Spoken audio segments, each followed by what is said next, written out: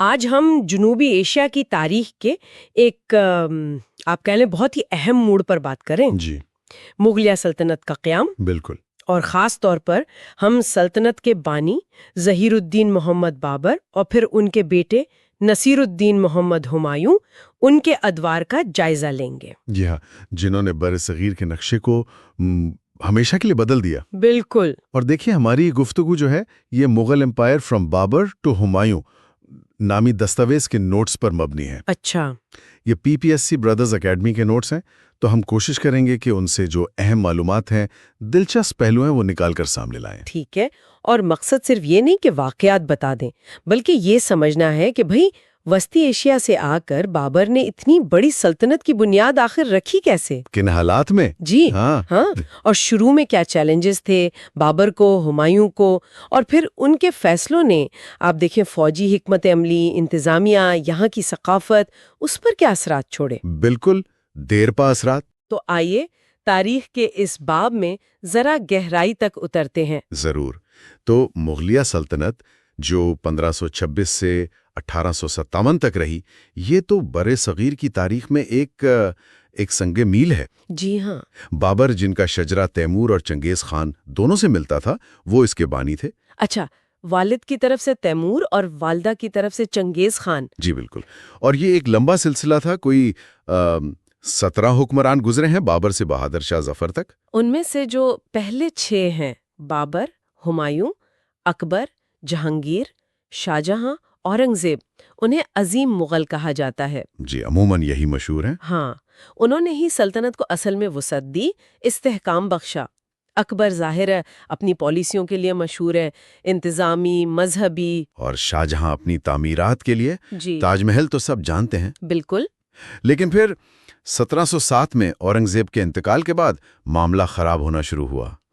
کمزور جانشین آئے، اندرونی لڑائیاں شروع ہوئیں، باہر سے حملے، تو سلطنت زوال کی طرف چلی گئی. اور آخر میں ایسٹ انڈیا کمپنی نے فائدہ اٹھایا. اور 1857 کی جنگ آزادی کے بعد تو بس. جی بہادر شاہ ظفر کو معزول کیا اور سلطنت ختم ہو گئی. چلیں بابر سے شروع کرتے ہیں. فرغانہ یعنی آج کا ازبکستان، جی وہاں کے حکمران تھے بابر 1483 سے 1530. جی. اور وسطی ایشیا میں اس وقت صورتحال کافی غیر یقینی تھی، سیاسی استحکام نہیں تھا. تو انہیں وہاں سے نکلنا پڑا. ہاں، انہیں نئے علاقوں کی طرف دیکھنا پڑا.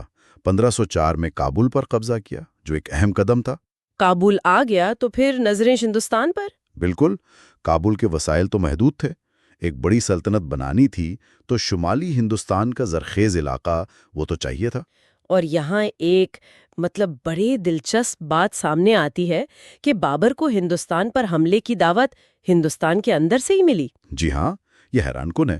پنجاب کے گورنر دولت خان لودھی اور دہلی کے سلطان ابراہیم لودھی، ان کے اپنے چاچا عالم خان لودھی، انہوں نے خط لکھے بابر کو. وہ ابراہیم لودھی سے خوش نہیں تھے، اس کی پالیسیوں سے نالان تھے، تو اسے ہٹانا چاہتے تھے. بالکل. اور بابر کے لیے یہ ایک سنہری موقع تھا. اس سے پتہ چلتا ہے کہ دہلی سلطنت اندر سے کتنی کھوکھلی ہو چکی تھی کہ اپنے ہی لوگ باہر سے مدد مانگ رہے ہیں. جی. تو یہ صرف بابر کی فوجی طاقت نہیں تھی، دہلی سلطنت کی اپنی کمزوری تھی جس نے راستہ بنایا. پھر آیا وہ دن 21 اپریل 1526، پانی پت کا میدان. تاریخ ساز دن. ایک طرف بابر کی چھوٹی سی فوج، کوئی 15,000 سپاہی، اور دوسری طرف ابراہیم لودھی کی فوج 1,00,000 سے زیادہ اور 1,000 جنگی ہاتھی. بظاہر تو کوئی مقابلہ ہی نہیں تھا. لگتا تو یہی تھا، لیکن بابر کے پاس تھی جدید فوجی حکمت عملی اور اہم بات، ٹیکنالوجی. اچھا، کیا خاص تھا؟ 2 چیزیں خاص تھیں. ایک تلغمہ. اس میں فوج کے تیز رفتار دستے دشمن کے سائڈ سے گھوم کر پیچھے سے حملہ کرتے تھے، مطلب گھیرے میں لینا. اوہ اچھا. اور دوسری تھی اربا. اس میں بیل گاڑیوں کو زنجیروں سے جوڑ کر ایک دیوار سی بنا لیتے تھے تاکہ توپچی محفوظ رہیں. بالکل. اس دیوار کے پیچھے سے توپیں چلاتے تھے. تو کیا یہ توپ خانہ ہی فیصلہ کن ثابت ہوا یا لودھی کی فوج میں بھی کچھ گڑبڑ تھی؟ دیکھیں، دونوں باتیں تھیں. بابر کا توپ خانہ جو عثمانی ترکوں سے سیکھا تھا اور جس کی قیادت استاد علی کلی جیسے ماہر کر رہے تھے، وہ بہت مؤثر تھا. جی. توپوں کی آواز، دھماکے، اس سے لودھی کے ہاتھی بدک گئے. او اپنی ہی فوج کو روند ڈالا ہوگا۔ جی ہاں، بالکل بھگدڑ مچ گئی۔ یہ ہندوستان میں میدانی توپ خانے کا پہلا بڑا کامیاب استعمال تھا، جنگ کا نقشہ ہی بدل گیا۔ لیکن یہ بھی سچ ہے کہ لودھی کی فوج پرانے طریقوں پر لڑ رہی تھی، بھاری بھرکم تھی، تنظیم کی کمی تھی۔ تو نئی ٹیکنالوجی اور بہتر حکمت عملی نے تعداد کی برتری کو مات دے دی۔ بالکل یہی ہوا۔ پانی پت سے دلی اور آگرہ تو مل گئے، لیکن اصل چیلنج تو شاید ابھی باقی تھا، رانا سانگا۔ جی، میواڑ کے بہت طاقتور راجپوت حکمران تھے۔ مارچ 1527 خانوا کا میدان۔ انہوں نے تو کئی ہندو سرداروں کو اکٹھا کر لیا تھا بابر کے خلاف۔ ہاں، اور ایک بار پھر بابر کی فوج تعداد میں کم تھی۔ تو اس بار بابر نے کیا کیا؟ یہاں بابر نے کمال کی لیڈرشپ دکھائی۔ جنگ سے پہلے ایک بڑی جذباتی تقریر کی، شراب کے پیالے توڑ دیے، خود بھی توبہ کی، اور فوج میں جہاد کا نعرہ لگا کر ایک نیا جوش بھرا۔ اچھا، یہ نفسیاتی حربہ تھا۔ جی، اور یہ کام کر گیا۔ خانوا کی فتح بہت اہم تھی۔ اس نے شمالی ہندوستان میں مغل اقتدار کو صحیح معنوں میں قائم کیا۔ اور بابر نے غازی کا لقب اختیار کیا۔ بالکل، راجپوت مزاحمت جو ایک بڑا خطرہ تھی، وہ بڑی حد تک ختم ہو گئی۔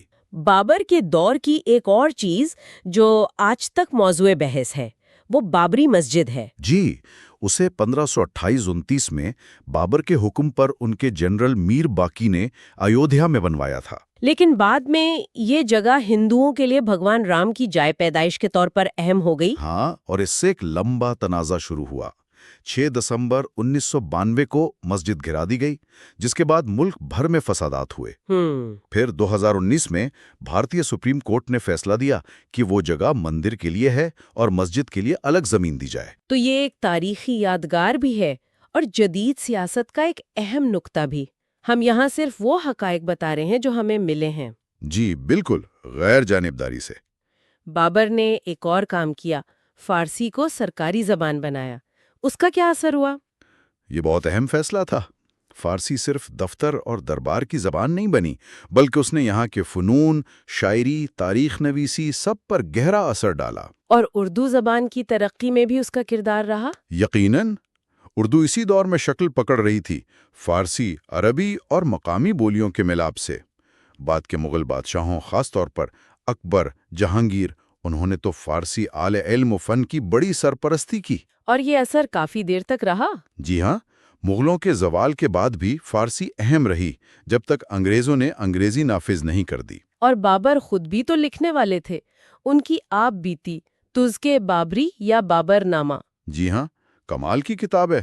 اصل میں چغتائی ترکی میں لکھی گئی تھی، جو ان کی مادری زبان تھی۔ اچھا، ترکی میں؟ جی، وسطی ایشیائی جڑوں کی وجہ سے بعد میں فارسی ترجمہ ہوا۔ اس کتاب کی خاص بات اس کی سادگی، ایمانداری اور تفصیل ہے۔ مطلب بادشاہ اپنی کمزوریاں بھی لکھ رہے ہیں؟ ہاں، کافی حد تک۔ اس زمانے کے بادشاہوں کی یادداشتوں میں ایسی بے تکلفی نایاب ہے۔ تو بابر صرف جنگجو نہیں تھے، ایک پڑھے لکھے سنسان انسان بھی تھے۔ بالکل، بابر نامہ میں صرف جنگیں اور سیاست نہیں ہے۔ انہوں نے ہندوستان کے موسم، پھل، پھول، جانور، لوگوں کے بارے میں لکھا ہے۔ اپنے باغات کا بھی ذکر کیا ہوگا، انہیں باغات کا بہت شوق تھا۔ جی، بہت تفصیل سے، موسیقی، شاعری، سب کا ذکر ہے۔ یہ کتاب انہیں ایک مکمل شخصیت کے طور پر دکھاتی ہے۔ اسے دنیا کی بہترین آپ بیتیوں میں گنا جاتا ہے۔ لیکن اتنی بڑی سلطنت قائم کرنے کے صرف 4 سال بعد دسمبر 1530 میں بابر کا انتقال ہو گیا آگرہ میں۔ جی، انہیں پہلے آگرہ کے آرام باغ میں دفنایا، لیکن ان کی وصیت تھی کہ انہیں کابل میں دفنایا جائے۔ تو ان کی باقیات کابل لے جائی گئی؟ جی ہاں، بعد میں کابل منتقل کی گئیں۔ وہاں ان کا مقبرہ آج بھی ہے، سادہ سا، باغات کے درمیان۔ ان کی فطرت سے محبت کی عکاسی کرتا ہے۔ بالکل، لیکن بابر کی موت نے نئی سلطنت کو ایک نازک موڑ پر لا کھڑا کیا۔ اور ان کے بیٹے ہمایوں کو ورثے میں ایک کہہ لیں غیر مستحکم تخت ملا۔ جی، بابر نے بنیاد تو رکھ دی، لیکن اب سلطنت کو جمانا وہ اصل چیلنج تھا ہمایوں کے لیے۔ نصیر الدین محمد ہمایوں دسمبر 1530 میں تخت پر بیٹھے۔ اور انہیں ایک ایسی سلطنت ملی جس کے ستون ابھی کمزور تھے۔ طاقتور امیر تھے، علاقائی سردار تھے، اور سب سے بڑھ کر ان کے اپنے بھائی، خاص طور پر کامران مرزا۔ جی، کامران مرزا جو کابل اور قندھار کے حاکم تھے وہ پنجاب پر بھی نظر رکھتے تھے۔ وہ ہمایوں کے لیے مسلسل ایک مسئلہ بنے رہے۔ لاہور میں ان کی وہ بارادری بھی تو ہے۔ ہاں، کامران بارادری، دریائے راوی کے کنارے۔ یہ اس زمانے کے شہزادوں کے ذوق کو تو دکھاتی ہے، لیکن کامران کی سیاسی دشمنی نے ہمایوں کو بہت نقصان پہنچایا۔ ہمایوں کے دور کو ہم 2 حصوں میں دیکھتے ہیں نا، درمیان میں ایک لمبا وقفہ ہے۔ جی، پہلا دور 1530 سے 1540 تک، پھر شیر شاہ سوری کی ہاتھوں شکست ہوئی، ہندوستان چھوڑنا پڑا۔ 15 سال کی جلاوطنی۔ ہاں، پھر 1555 میں واپسی ہوئی، لیکن وہ دوسرا دور بس 1 سال ہی رہا۔ شیر شاہ سوری تو یقیناً بہت قابل تھے، لیکن کیا ہمایوں کی اپنی کچھ کمزوریاں بھی تھیں اس شکست میں؟ ضرور تھیں۔ دیکھیں، شیر شاہ تو تھے ہی ایک زبردست جرنیل اور منتظم، لیکن ہمایوں شاید بابر جتنے فوری فیصلے کرنے والے نہیں تھے۔ اچھا۔ اور بھائیوں کا عدم تعاون، خاص طور پر کامران کا، اس نے بھی انہیں کمزور کیا۔ تو چوسا اور قنوج کی جنگوں میں؟ جی، چوسا 1539 اور پھر قنوج 1540 میں شیر شاہ نے نہ صرف بہتر حکمت عملی دکھائی بلکہ ہمایوں کی فوج کی کمزوریوں کا بھی فائدہ اٹھایا۔ قنوج کے بعد تو ہمایوں کے پاس کوئی راستہ ہی نہیں بچا تھا۔ ہندوستان چھوڑنا پڑا۔ یہ 15 سال کی جلاوطنی کیسی رہی اور واپسی کیسے ہوئی؟ بہت مشکل دور تھا۔ پہلے سندھ گئے، راجپوتانہ گئے، کہیں پناہ نہ ملی۔ آخر میں ایران پہنچے، صفوی سلطنت۔ وہاں شاہ طہماسپ نے استقبال کیا؟ جی، عزت سے کیا، اور یہ دور ہمایوں کے لیے ایک طرح سے ٹرننگ پوائنٹ ثابت ہوا۔ فوجی مدد تو ملی ہوگی، لیکن کیا ایران میں رہنے کے کچھ اور اثرات بھی ہوئے؟ ہاں، بہت گہرے اثرات۔ فوجی مدد کے لیے انہیں کچھ شرائط ماننی پڑی، جیسے وقتی طور پر قندھار پر ایرانی تابع ماننا، اور شاید شیعہ عقائد کی طرف کچھ جھکاؤ دکھانا پڑا سیاسی طور پر۔ لیکن ثقافتی طور پر؟ وہ زیادہ اہم تھا۔ فارسی دربار کے آداب، فنون لطیفہ، پینٹنگ، فن تعمیر، اس سب نے ہمایوں اور ان کے ساتھیوں کو بہت متاثر کیا۔ تو جب وہ واپس آئے تو ان کے ساتھ کئی ایرانی امیر، فنکار، عالم بھی تھے۔ انہوں نے مغل دربار اور ثقافت پر بہت گہرا اثر ڈالا۔ اور واپسی کا موقع کیسے بنا؟ قسمت نے کیسے ساتھ دیا؟ شیر شاہ سوری کا انتقال ہو گیا تھا 1545 میں۔ ان کے جانشین اسلام شاہ، وہ بھی قابل تھے، لیکن 1554 میں ان کی بھی وفات ہو گئی۔ تو سور خاندان میں پھوٹ پڑ گئی۔ جی، اقتدار کی جنگ چھڑ گئی، سلطنت کمزور ہو گئی اور افغان سردار آپس میں لڑنے لگے۔ تو ہمایوں اور بیرم خان نے موقع کا فائدہ اٹھایا۔ بالکل، اسی اندرونی خلفشار کا فائدہ اٹھایا۔ 1555 میں پہلے پنجاب لیا، پھر سرہند میں فیصلہ کن جنگ جیتی اور دہلی آگرہ پر دوبارہ قبضہ کر لیا۔ 15 سال بعد ہمایوں دوبارہ تخت پر، لیکن یہ کامیابی افسوس زیادہ دیر نہیں رہی۔ بدقسمتی سے نہیں، صرف چند مہینے بعد جنوری 1556 میں دہلی میں اپنے ہی بنائے قلعے دین پناہ، جسے آج پرانا قلعہ کہتے ہیں، وہاں کیا ہوا؟ وہاں ایک لائبریری تھی، شیر منڈل، اس کی سیڑھیوں سے گر گئے۔ کہا جاتا ہے کہ کتابیں ہاتھ میں تھیں اور اذان کی آواز سن کر اٹھنے لگے۔ جی، کچھ ایسی ہی روایت ہے۔ شدید زخمی ہوئے اور کچھ دن بعد انتقال کر گئے۔ ہمایوں کی تعمیرات میں دین پناہ کے علاوہ ان کا مقبرہ بہت اہم ہے۔ جی ہاں، دہلی میں ہمایوں کا مقبرہ، ان کی وفات کے بعد ان کی بیوہ حاجی بیگم یا بیگا بیگم انہوں نے بنوایا۔ اکبر کے دور میں مکمل ہوا۔ اس نے بعد کی عمارتوں جیسے تاج محل ان کے لیے ایک طرح سے راستہ بنایا۔ کیا خاص بات ہے اس میں؟ پہلی بار بڑے پیمانے پر سرخ پتھر کے ساتھ سفید سنگ مرمر استعمال ہوا۔ اونچا چبوترا ہے، 4 باغ طرز کا بڑا خوبصورت باغ ہے۔ 4 باغ کیا ہوتا ہے؟ یہ ایک خاص ڈیزائن ہے باغ کا، 4 حصوں میں تقسیم ہوتا ہے، بیچ میں نہریں یا راستے ہوتے ہیں۔ اسلامی تصور جنت کی طرح؟ جی بالکل، یہ مغل باغات کی پہچان بن گیا، اور مقبرے کا وہ دوہرا گنبد بھی بہت نمایاں ہے۔ ہمایوں کے دور کے بارے میں جاننے کا ایک اور ذریعہ ان کی بہن گلبدن بیگم، ان کی کتاب ہے۔ جی، ہمایوں نامہ۔ گلبدن بیگم پڑھی لکھی شہزادی تھیں۔ اکبر نے ان سے درخواست کی تھی کہ وہ اپنے مشاہدات لکھیں۔